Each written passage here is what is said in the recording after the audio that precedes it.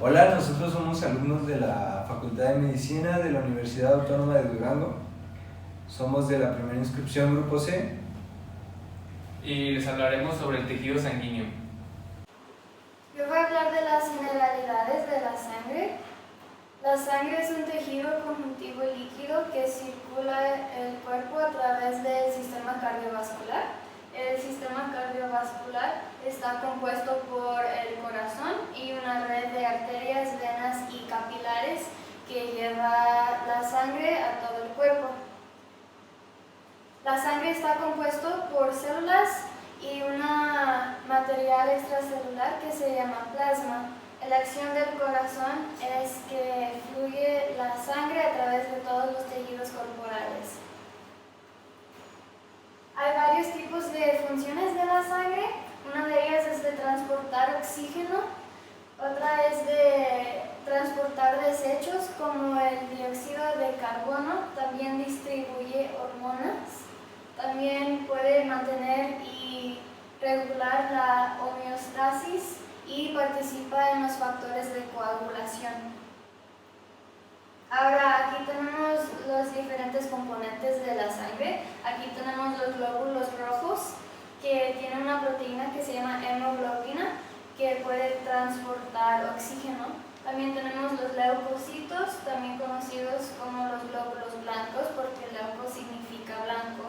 Ellos se encargan de defender el cuerpo contra los ataques y infecciones.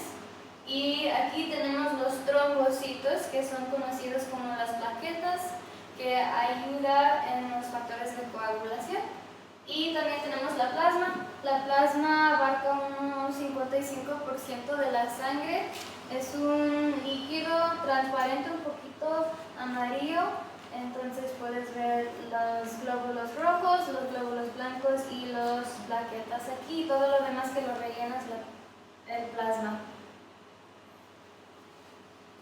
Ahora voy a hablar del plasma. Entonces, como puedes ver aquí, estos son los componentes de la sangre, todas las células y el plasma. Y cuando se centrifuga se puede dividir. Aquí tenemos el plasma que está compuesto de iones, agua, diferentes tipos de proteínas, nutrientes y gases y diferentes tipos de desechos. También tenemos unas proteínas del plasma, tenemos tres que voy a mencionar. Tenemos la albumina, globulina y el fibrinógeno. La albumina se encarga de transportar. La globulina contiene inmunoglobulinas. Los inmunoglobulinas ayudan con los anticuerpos y también por último el fibrinógeno ayuda con la coagulación. Entonces, como puedes ver aquí, cuando un vaso sanguíneo se rompe, vamos a ver que la sangre empieza a fluir afuera. Entonces van a venir los factores de coagulación para detener y sellar la rotura. Entonces, aquí podemos ver que hay una malla de fibrinógeno que empieza a atrapar para que ya no salga. Cuando se rompe un vaso sanguíneo, la sangre trata de coagular de inmediato. Las plaquetas se concentran en la área afectada para sellar la rotura y detener el sangrado. Entonces, las plaquetas trabajan con proteínas de las células sanguíneas llamadas factores de coagulación. Entonces, las células se atrapan en una malla de fibrinógeno, que es la proteína del plasma, y impide el sangrado para controlar el sangrado dentro del cuerpo y en la piel. El plasma que carece de factores de coagulación se llama suero. Uno de los trastornos de problemas de coagulación es la hemofilia. La hemofilia pues carece de factores de coagulación o no tiene suficientes. Entonces, uno de los síntomas es que hay mucho sangrado de la nariz también. Hay manchas de color rojo o morado en la piel. También puede haber mareos o dolores de cabeza y sangrados que no sanan como deben normalmente. Ahora les hablaré sobre los eritrocitos. Muy bien, los eritrocitos los conocemos glóbulos rojos. Estos fijan el oxígeno por medio del torrente sanguíneo y cuando lo fijan el dióxido de carbono para eliminarlo. Tienen una vida media de 120 días. Cuando estos mueren a los 120 días, el 90% sufre fagocitosis y el 10% restante se desintegra por vía intravascular. Este 10% hace que sufran la hemoglobina. Claro, como todas las otras, los otros tipos de células cuentan con proteínas citoesqueléticas. Vienen de la médula ósea, esta es su principal productora, y la falta de hemoglobina nos causa todo tipo de anemias. Y claro, el exceso de hemoglobina nos puede causar una policitemia. Ahora voy a hablar sobre leucocitos. Estos se dividen en dos subclases, los granulocitos y los agranulocitos. En granulocitos podemos ver tres diferentes, que son los neutrófilos, eosinófilos y basófilos. Y en los agranulocitos podemos ver los linfocitos y los monocitos. Les voy a hablar un poco sobre los neutrófilos. Muy bien, son los leucocitos más abundantes y son mucho más grandes que los eritrocitos. Miden de 10 a 12 micrones y tienen tres tipos de gránulos: los azurófilos, los específicos y los terciarios. Estas son células móviles que migran al tejido conjuntivo y llegan al sitio de la lesión para repararlo en menos de 24 horas. Bueno, yo les voy a hablar acerca de los eosinófilos. Los eosinófilos son un tipo de leucocitos que más o menos se parecen en el tamaño a los basófilos. Este tiene un núcleo bilobulado, como se puede apreciar, pues tiene dos partes, y cuando se tiñe tiene estos gránulos y se tiñen de color rojo casi siempre. Aunque por fuera lo vemos todos de color rojo, en realidad hay de dos tipos, que son los azurófilos y los específicos, en donde los azurófilos, su función es acabar con los parásitos y también sirve como una hidrólisis del complejo antígeno y el anticuerpo. Y los específicos sirven como, secretan algo citotóxico, entonces hace que dañe el sistema nervioso de los parásitos. Se asocian más bien con tipos de alergias, como dije, con los parásitos y con inflamaciones crónicas, como por ejemplo es el exceso del ácido úrico en ese caso. Cuando hay una eosinofilia, quiere decir que hay mucho más eosinófilos de los que debería de haber. Por ejemplo, aquí en la normal vemos nada más como hay 3, y aquí vemos como ya se multiplicó a 5 porque se ve una infección, o como dije también por los parásitos. Y ahora voy a hablar de los basófilos. Los basófilos, como se ve como se ve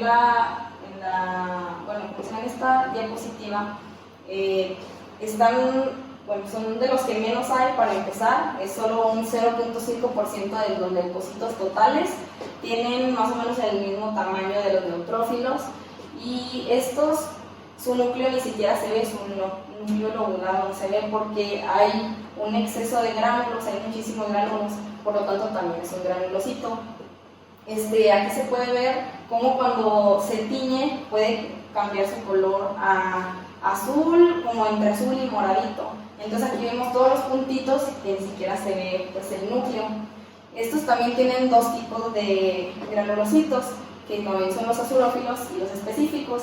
En los azurófilos secretan una hidrolasa ácida, como en la mayoría de los leucocitos, y en los específicos secretan una sustancia que es la heparina, que es un anticoagulante, la histamina y el heparansulfato, que esos dilatan a los vasos sanguíneos pequeños. Estos también se ven, mucho reflejados también con las alergias, con los parásitos, y cuando hay muchos basófilos es porque puede haber un asma o una anemia o como una leucemia, que es el cáncer de la sangre. Ahora les voy a hablar de los linfocitos. Los linfocitos tienen más o menos el mismo tamaño de los eritrocitos, muy apenas pueden ser un poco más grandes. La diferencia es que su núcleo es demasiado enorme, cubre casi todo el linfocito. En estos linfocitos esos son un 30% del total de todos los leucocitos. Y estos se dividen en tres según su tamaño, que son los pequeños, medianos y grandes. Los pequeños son los que más hay, es un 90% de todos los linfocitos totales. También se dividen en tres según su fisiología, que aquí por ejemplo es el linfocito T. Se le llama así porque viene del timo, y estos tienen un promedio de vida largo. Estos sirven para reconocer y tener una respuesta hacia los antígenos, y estos también a su vez se van a dividir en otros cuatro que se han encontrado, que son los citotóxicos, los cooperadores, los gamma delta y los supresores. Estos son los linfocitos B, B porque se encuentran en los órganos Bruce equivalentes. Estos tienen un promedio de vida mediano, y estos sirven mucho para la creación de anticuerpos circulantes. Y por último están los linfocitos NK, que por sus siglas en inglés Natural Killer. Estos son de los linfocitos, son los más grandes. Estos sí se pueden diferenciar por su morfología. Los linfocitos B y los T no se pueden diferenciar por su morfología. Estos lo que hacen es que tienen la capacidad tienen en su desarrollo tienen cosas para poder atacar a varias células que han sido infectadas por virus. Y por último voy a hablar de los monocitos. En aquella imagen, en esa imagen, como pueden ver, el núcleo de los monocitos tiene una escotadura muy pronunciada en su núcleo. Este también es un agranulocito, igual que los linfocitos. Este es el más grande de todos los leucocitos. Son precursoras de las células fagocíticas. De aquí surgen de la médula ósea, que solo pueden durar 3 días en la sangre, y cuando ya se van hacia algún tejido, ya se pueden diferenciar en cualquier tipo de células para fagocitar. Por ejemplo, si es un monocito que está en la sangre y se va hacia el tejido conjuntivo, se le va a llamar macrófago, como es aquí, que es de monocito a macrófago, y así ya puede fagocitar a todos los virus o bacterias que estén en ese tejido. Bueno, hola a todos, yo soy Ángel y vengo a hablarles sobre los trombocitos, o también llamadas plaquetas. Bueno, estos son pequeños fragmentos limitados por membrana y anucleados que se derivan de los megacariocitos. Estos se encuentran en el torrente sanguíneo y ayudan a la circulación de la sangre, a la coagulación, y reaccionan rápidamente cuando el cuerpo recibe algún daño, deteniendo la hemorragia. Aquí, como pueden ver. Las plaquetas tienen un importante funcionamiento en el cuerpo, ya que sin estas puede desencadenar enfermedades como pueden ser el asma, diabetes y trombosis, entre otras. También puede haber factores de coagulación, o sea, problemas de coagulación y sanguíneo. Tiene 4 zonas, estructuralmente hablando, que es la zona periférica, zona de organulos, zona estructural y sistema de membranas, zona membranosa.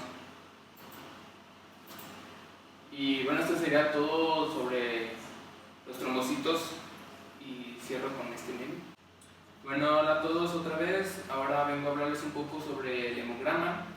El hemograma es un análisis completo de la sangre que se realiza comúnmente en algún laboratorio.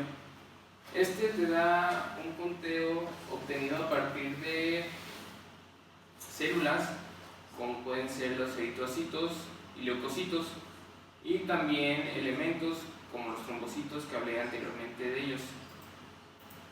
¿Me pueden ver?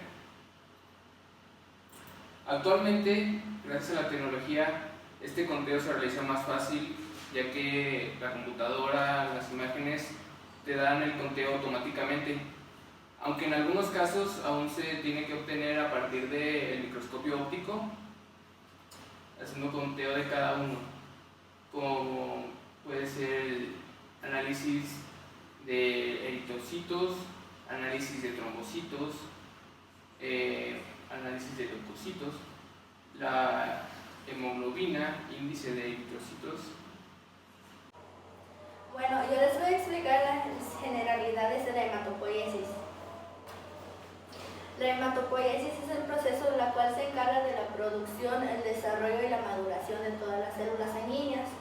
Esto se lleva a cabo en el embrión, en el hígado fetal, en el vaso, y en los adultos se lleva a cabo en la médula ósea, en las cuales son en los huesos largos como el fémur.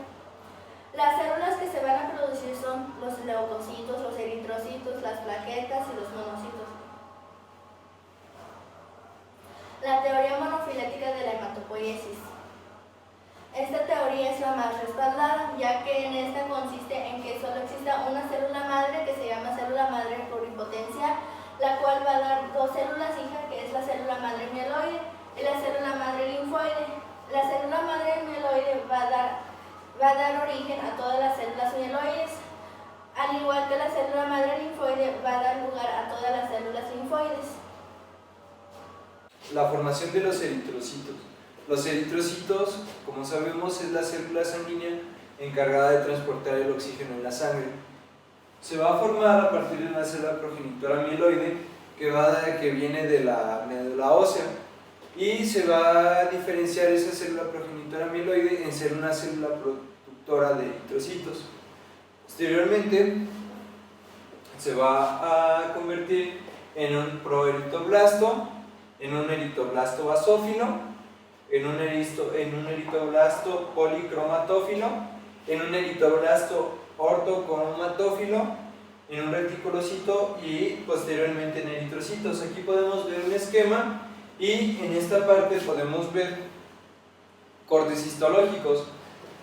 A partir del eritoblasto basófilo se van a dejar de hacer divisiones celulares, lo que significa que estas células son células especializadas y no divisiones celulares o especialización por división. Aquí se dividen las células y aquí solamente empiezan a especializarse, a hacer eritrocitos. Aquí solamente se diferencian. Los eritrocitos tienen una vida media de 120 días. Posteriormente se van a degradar en el vaso y se van a dividir en dos porciones, el grupo hemo y el grupo férrico. El grupo férrico se va a reutilizar en el vaso para producir posteriormente otra vez hemoglobina, que se va a utilizar en los eritrocitos, y el hierro y el grupo hemo va a ser degradado en el hígado para convertirse en sales biliares y funcionar en el metabolismo. La formación de los trombocitos. Los trombocitos van a formarnos las plaquetas. Las plaquetas son los responsables de producir la cicatrización y evitan los desangramientos por causas de hemorragias. Se diferencian a partir de las células de los megacariocitos, que vienen de las células progenitoras mieloides.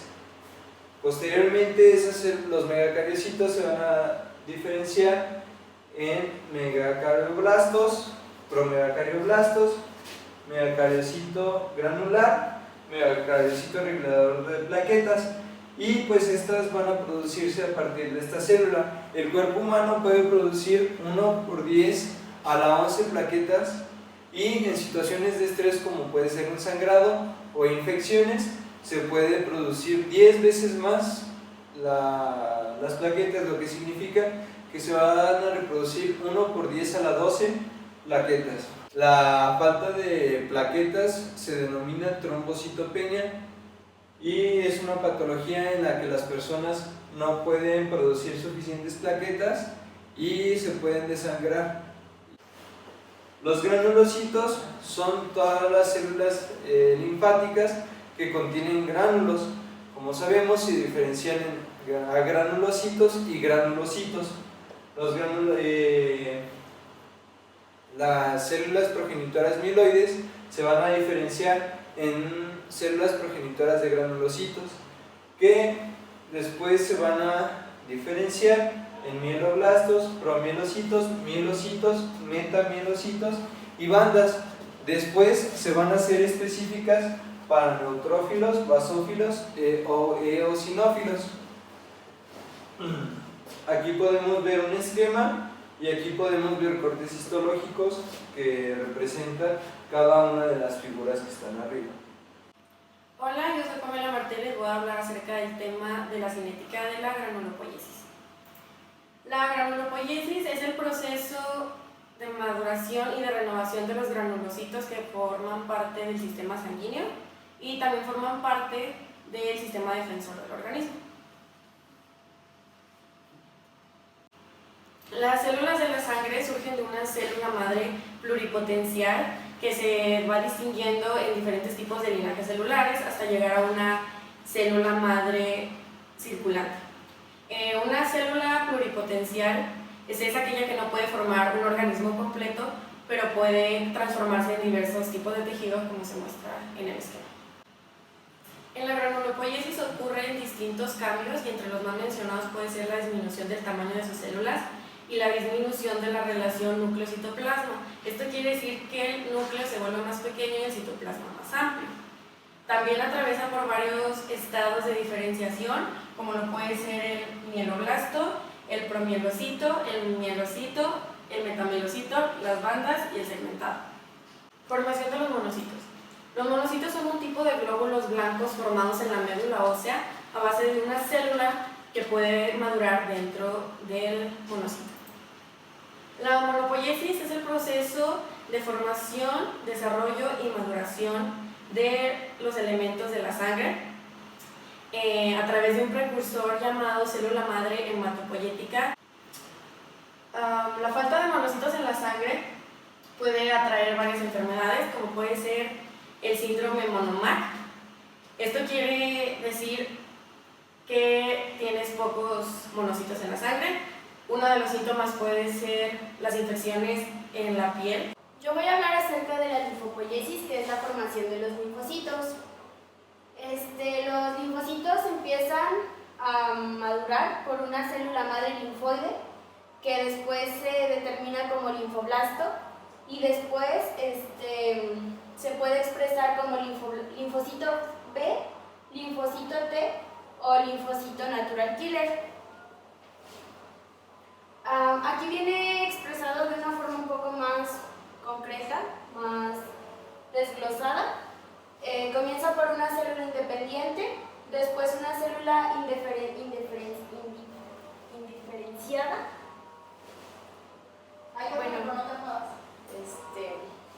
Una célula indiferenciada, después una célula específica y después ya es un prolinfocito.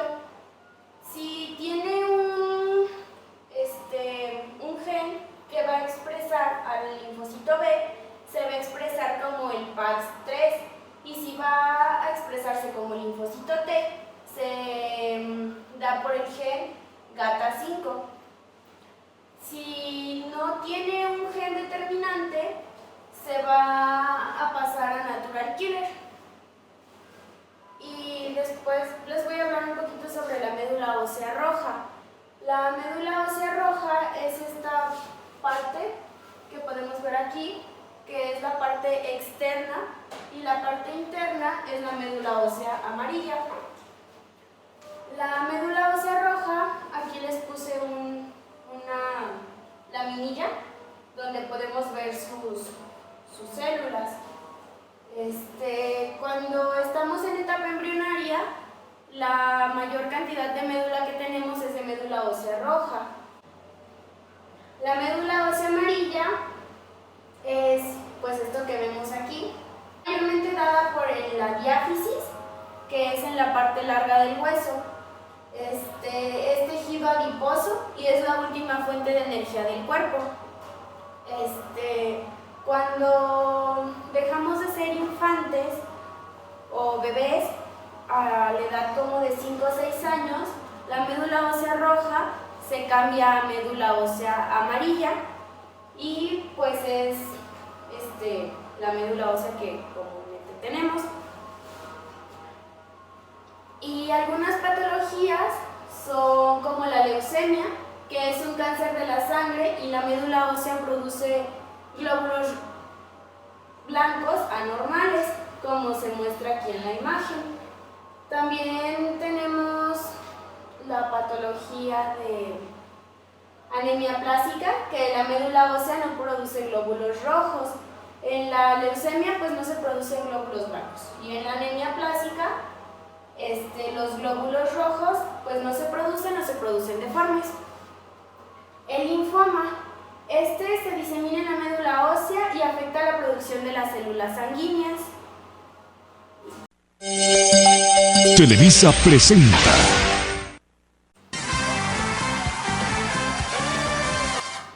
El día de hoy en 8 doctores dijeron, tenemos a estos dos equipos, el otro equipo, que vamos a hacer una serie de preguntas del tejido hematopoyético. Y vamos a empezar. Ahora nuestros primeros participantes, ¡a jugar!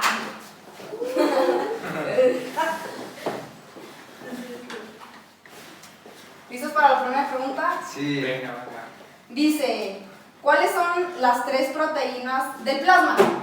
Fibrinógeno, albúmina y globulina. ¡Din, din, din, din! Muy bien. Ahora siguen los segundos participantes. Pásenle por favor a las preguntas. Y dice, ¿cuál de las 3 proteínas del plasma es responsable de la coagulación? Fibrinógeno. Muy bien, muy bien.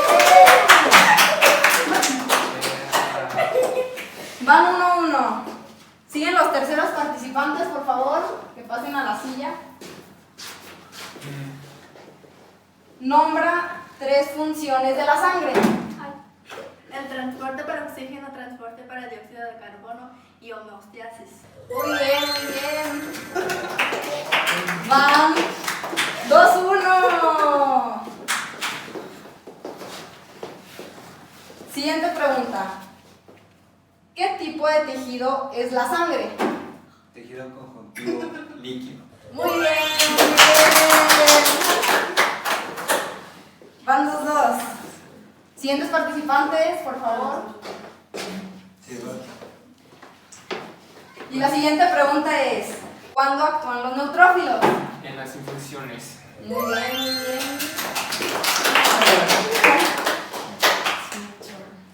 3-2. Siguiente participante, por favor.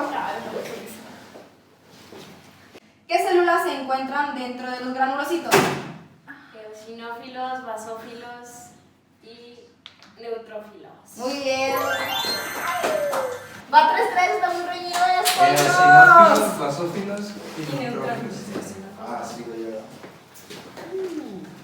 Ahora siguiente. Dice, ¿qué proteína es la que le da el color rojo al eritrocito? ¿Cuál es? Hemoglobina. Muy bien. Siguientes participantes, por favor. Y dice, según su morfología, ¿en cuántos grupos se subclasifican los leucocitos? ¿En 3?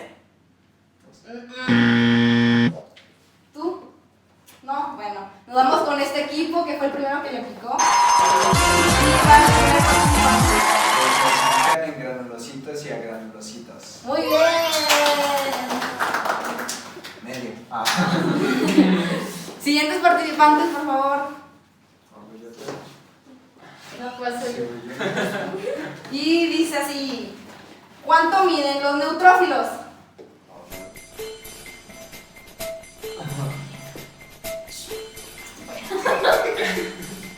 ¿Nadie?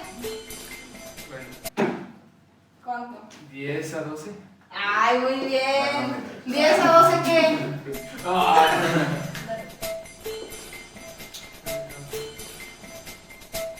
¿No? Ah, bueno, vente, de todas maneras tú le picaste primero. A ver tú, ¿cuánto miden los neutrófilos? De 10 a 12 micrones. Muy bien. Prosigamos. Esto ya se está decidiendo, señores. Van ganando este equipo. Ay, sí, soy yo otra vez. va.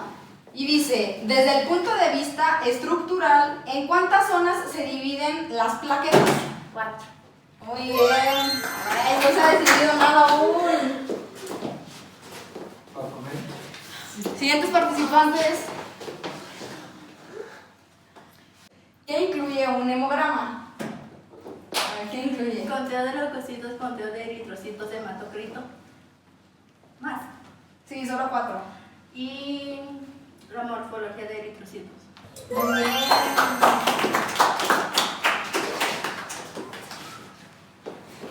Y ahora el siguiente participante, por favor. ¿Cómo se llama la teoría la cual consiste en que solo existe una célula madre que da origen a todas las células sanguíneas? Teoría monofilética. Muy bien, muy bien. Y el siguiente participante. ¡A jugar! ¿En dónde se recicla el hierro para la resíntesis de hemoglobina? ¿En dónde? Los trombocitos. No, ¿tú te la sabes? No. ¿No? Bueno, vamos con este equipo que fue el que le explicó el motor. Se recicla en el vaso. Muy bien, en el vaso, es correcto. Y ahora el siguiente participante.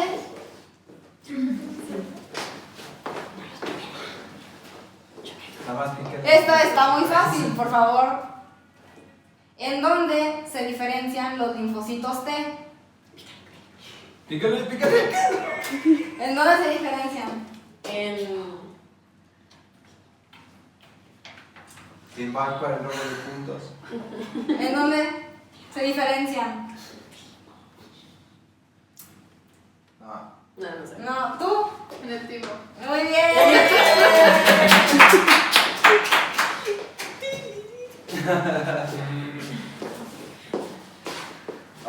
Siguiente. rápido. ¿Cuáles son los dos principales tipos de gránulos que existen? Gránulos. Sí. Eosinófilo, neutrófilo. No. Azurófilos y basófilos. No. Vamos con este equipo que fue el primero que respondió. ¿Cuáles son los dos principales tipos de gránulos que existen? ¿No? Tin, Espera. tin, tin, tin, tin, tin. Siguiente. Son los azulófilos y los secundarios, pero no sé su otro nombre.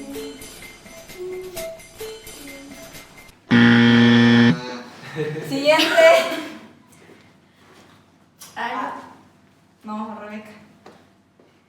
No sé. Bueno, pasamos al otro equipo. ¿Cuáles son los dos principales tipos de gránulos que existen? Gránulos azurófilos y secundarios. Son azurófilos y terciarios, ¿no? Eran azurófilos y no. No, no sé. No, creo. Nadie se supo la pregunta. La respuesta correcta era azurófilos y específicos. ¿Quién sigue más? Siguiente participante, por favor. Betty. Bien. La siguiente pregunta dice: ¿cuál es la vida media de los eritrocitos? 120 días. Muy bien. Siguiente participante.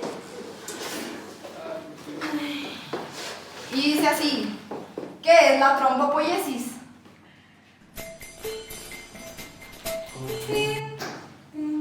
¿Qué es la trombopoiesis?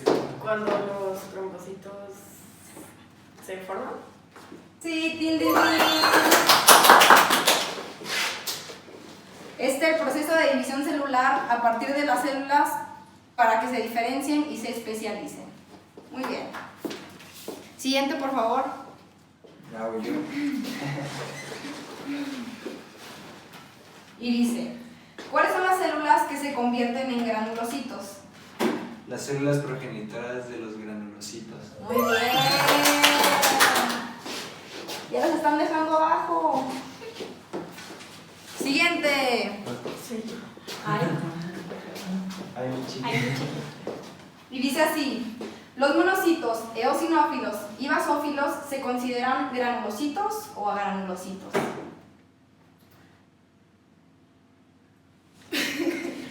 Los monocitos a granulocitos. No. Granulocito. Muy bien, granulocitos. Tienes china. A ver, siguiente participante. Ay. Y dice, ¿cuál es la primer célula precursora reconocible en la granulopoiesis? Los mielocitos.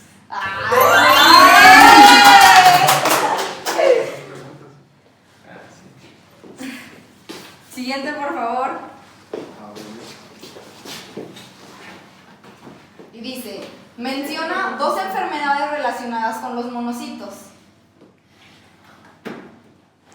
Leucemia y inflamación crónica. ¿Tú?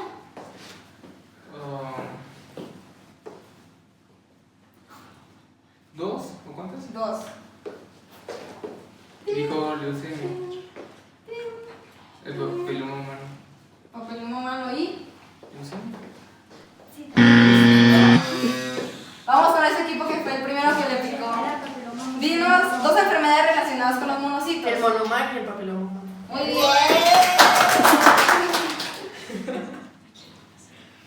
Siguiente participante, por favor. Ya no quiero.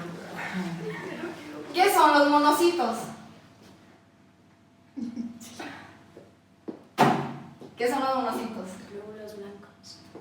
Ajá, glóbulos blancos. ¿Y qué hacen esos glóbulos blancos? Contribuyen a la inmunidad del cuerpo. Sí, muy bien. Son glóbulos blancos que fagocitan al llegar a los tejidos. Por ejemplo, en el tejido conjuntivo, cuando llegan los monocitos, se convierten en macrófagos. Muy bien.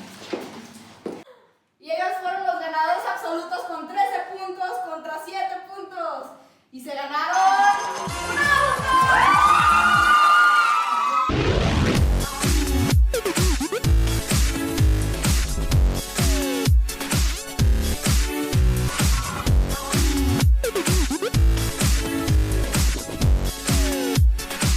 Y por esto sería todo por este 8 doctores dijeron. Muchas gracias.